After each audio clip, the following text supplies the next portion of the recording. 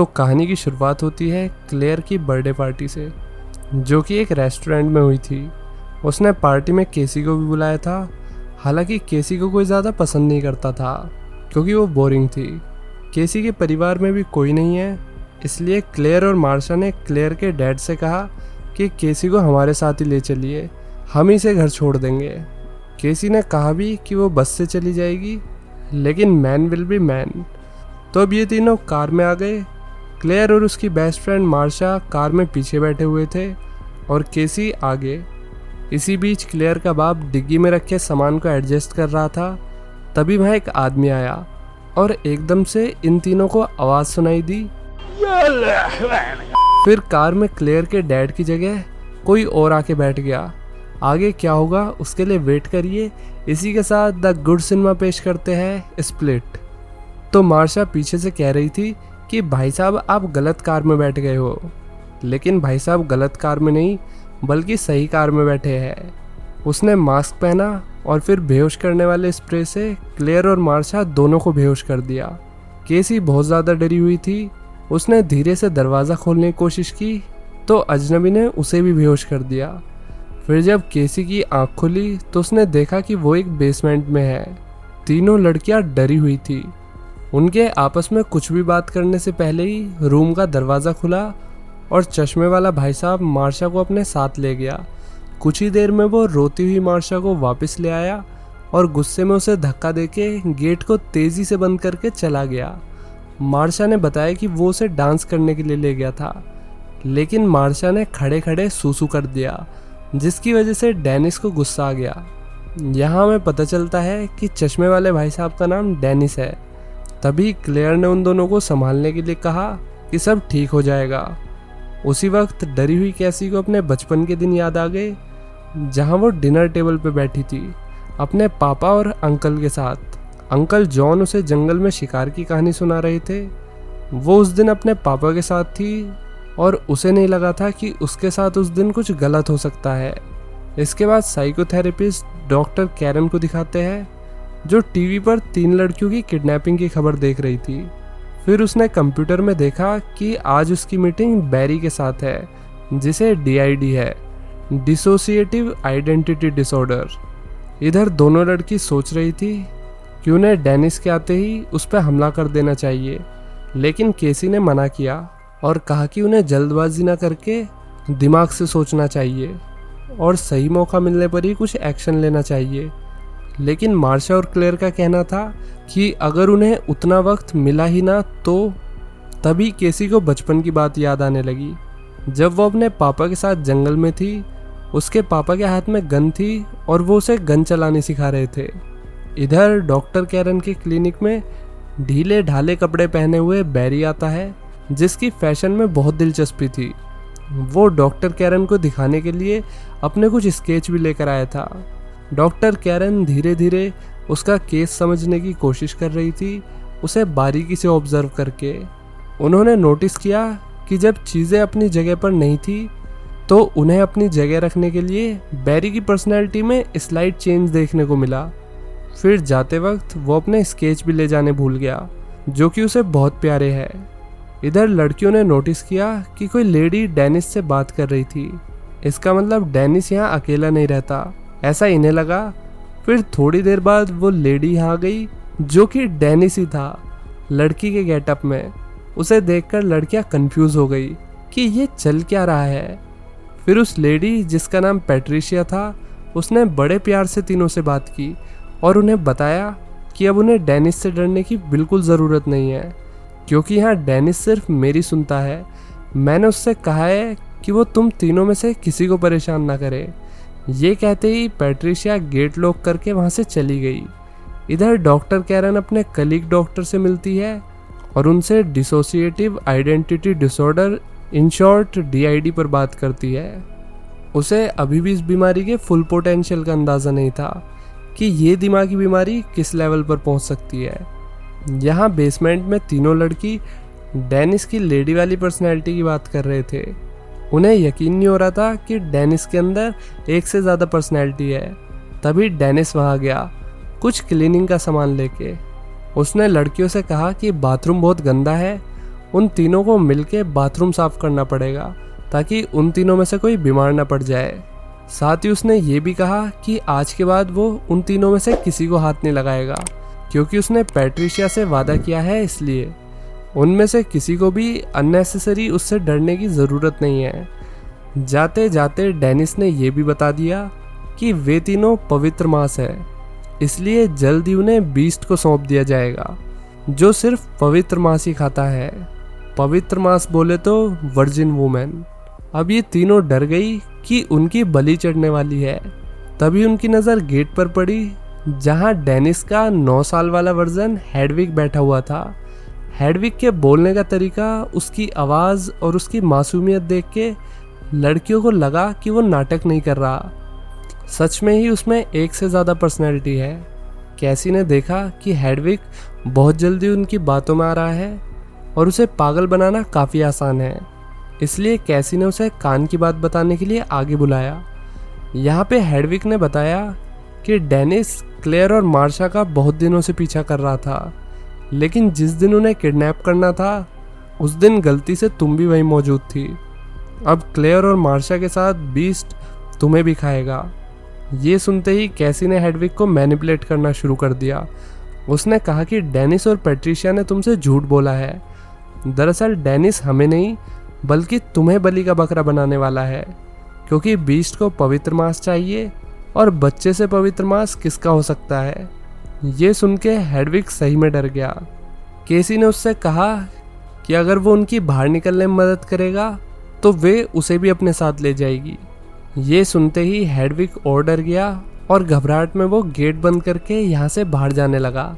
फिर लड़कियों ने रूम से निकलने का रास्ता ढूंढना शुरू कर दिया। एक जगह सीलिंग पे उन्हें कमज़ोर हिस्सा मिल गया, जिसे क्लेयर ने अपनी सैंडल मार मार के और कमज़ोर कर दिया। वहाँ पे एक जाल था जिससे वेंटिलेशन वाले एरिया में पहुँच सकते थे। तभी हेडविग वहाँ दोबारा आ गया और वो गुस्से में गेट को खोलने के लिए कहने लगा। केसी और मार्शा ने उसे रोक रखा था और इतने में क्लेयर जाल हटा के ऊपर जाने लगी। तभी हेडविग की पर्सनैलिटी वापस डेनिस में बदल गई और वो झटके से अंदर घुस गया। उसे वहाँ क्लेयर नहीं दिखी तो वो क्लेयर का पीछा करने लगता है। क्लेयर को उसके चिल्लाने की आवाज़ आ रही थी। वो जल्दी से एक लॉकर रूम में छुप गई, लेकिन डेनिस ने उसे ढूंढ लिया और फिर उसे एक अलग रूम में बंद कर दिया, जहाँ डेनिस ने उससे अपना स्वेटर और स्कर्ट उतारने के लिए कहा। फिर वो उसे यहाँ अकेले लॉक करके चला गया। वो वापस बेसमेंट में आया और उसने लड़कियों से कहा कि क्लेयर को पनिशमेंट के तौर पे अलग रूम में बंद किया गया है। अब सबसे पहले बीस्ट का खाना वही बनेगी। डेनिस ने सीलिंग को पूरी तरह से बंद कर दिया ताकि उनके पास भागने का कोई चारा ना रहे। जाते जाते उसने उनके स्वेटर्स और स्कर्ट्स को निकालने के लिए भी कहा। इधर डॉक्टर कैरन दूसरे डॉक्टर्स के साथ कॉन्फ्रेंस करके बैरी के केस को समझने की कोशिश कर रही थी। फिर बैरी डॉक्टर कैरन से मिलता है, जहां डॉक्टर को लगा कि बैरी आज कुछ अलग बर्ताव कर रहा है। डॉक्टर ने उससे कहा कि वो जानती है कि डेनिस और पैट्रिशिया आज बैरी के कपड़ों में यहाँ पर आए हैं, ये पता लगाने के लिए कि डॉक्टर बैरी से क्या बात करती है। डॉक्टर की बातों से फ्रस्ट्रेट होके बैरी ने कहा कि डेनिस बहुत ज़्यादा इंट्रोवर्ट है और वो पब्लिकली इस तरीके से ना कपड़े पहन सकता है और ना ही बात कर सकता है। फिर सेशन के बाद डॉक्टर ने सीसीटीवी फुटेज चेक किया तो उसे यकीन हो गया कि वो डेनिस ही था जो बैरी बनने की एक्टिंग कर रहा था। इधर मार्शा यहाँ से भागने का कोई रास्ता देख रही थी, इससे पहले कि उनका टाइम ख़त्म हो जाए। तभी केसी को याद आया कि जब वो छोटी थी तो अपने पापा और अंकल के साथ हंटिंग ट्रिप पे आई थी। उसके पापा ने तभी हिरन मारा था। पैट्रिशिया दोनों लड़कियों का ध्यान रख रही थी। उसने उन दोनों को प्रॉपर मील के लिए किचन में बुलाया, जहां मौका मिलते ही मार्शा ने एक कुर्सी से उस पर हमला कर दिया। तुरंत पैट्रिशिया डेनिस बन गया और उसने दोनों लड़कियों को अलग अलग रूम में बंद कर दिया। छोटी केसी जंगल की तरफ देख रही थी जब उसका बाप सो रहा था। उसके सामने अंकल जॉन गन लेके खड़ा हुआ था। केसी की आंख खुली तो उसने देखा कि हेडविग उसके पीछे ही है। हेडविग ने बताया कि वो डेनिस और पैट्रिशिया से अलग है। सिर्फ डेनिस और पैट्रिशिया ही बीस्ट के एग्जिस्टेंस में बिलीव करते थे। केसी ने उससे पूछा, क्या तुमने कभी बीस्ट को देखा है? हेडविग ने सवाल के जवाब के बदले एक और सवाल पूछ लिया, क्या मैं तुम्हें किस कर सकता हूँ? केसी को मजबूरन उसकी बात माननी पड़ी।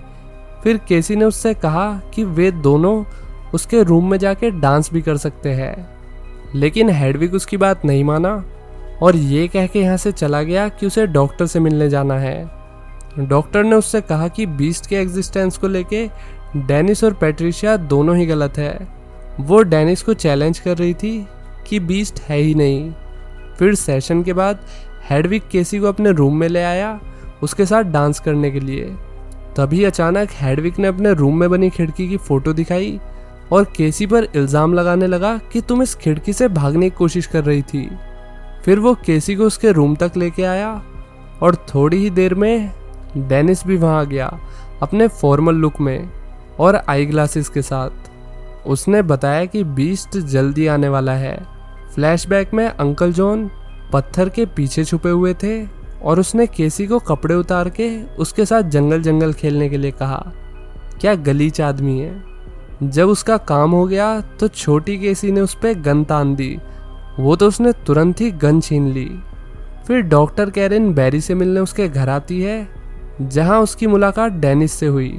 डेनिस ने यहाँ बताया कि वो और उसकी बाकी 22 पर्सनैलिटी कमज़ोर केविन को बचाने आती है।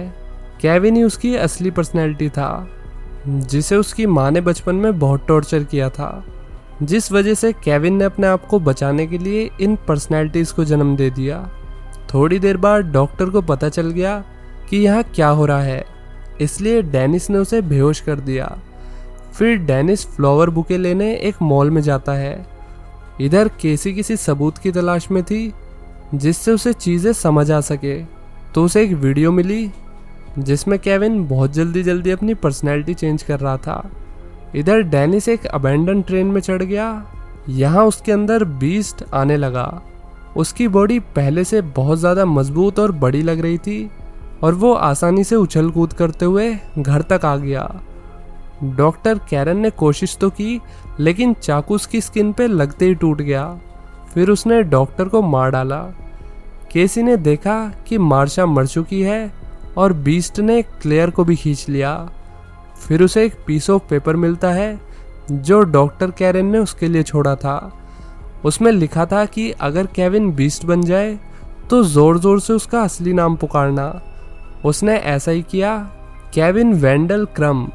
हर बारी उसने ये नाम और तेज़ी से लिया, जिससे बीस्ट अपनी असली पर्सनैलिटी केविन में आ गया, जिसे माँ से टॉर्चर करे जाने की यादें दिखाई दे रही थी।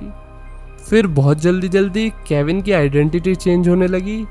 कैसी को लगा कि यही सही वक्त है बंदूक उठाने का, लेकिन बुलेट डालने से पहले ही वो वापस बीस्ट बन गया। उसने केसी को पकड़ लिया और उसका स्वेटर फाड़ दिया। बड़ी मुश्किल से केसी वहाँ से बच के भागी। फ्लैशबैक में छोटी केसी अपने पापा के फ्यूनरल पर थी, जब पीछे से अंकल जॉन ने कहा कि वो उसका अच्छे से ख्याल रखेगा। इसके बाद रोज़ केसी के साथ क्या हुआ होगा आप खुद ही सोच सकते हो। तो केसी ने बीस्ट पे गोली भी चलाई, लेकिन बीस्ट को कुछ नहीं हुआ। फिर बीस्ट उस जेल को तोड़ के अंदर आने लगता है।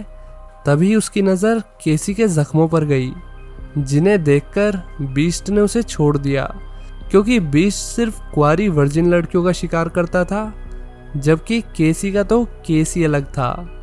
तो केसी को रेस्क्यू कर लिया गया और बीस्ट की पर्सनैलिटी बहुत जल्दी बदलने लगी।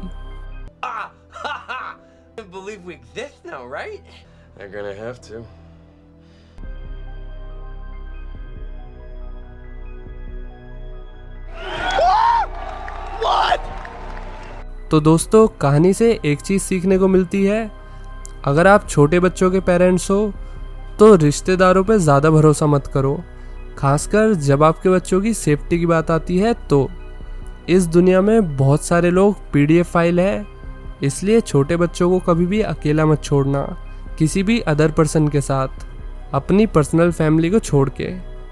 नहीं तो बच्चे पूरी ज़िंदगी ट्रॉमा से ही डील करते रह जाएंगे। और ये बात लड़के और लड़की दोनों के लिए है। तो दोस्तों, कैसी लगी स्टोरी लाइक और कमेंट करके बताइए और चैनल पर पहली बार आए हो तो सब्सक्राइब कर दो। चलिए मिलते हैं नेक्स्ट वीडियो में। Till then take care, bye bye.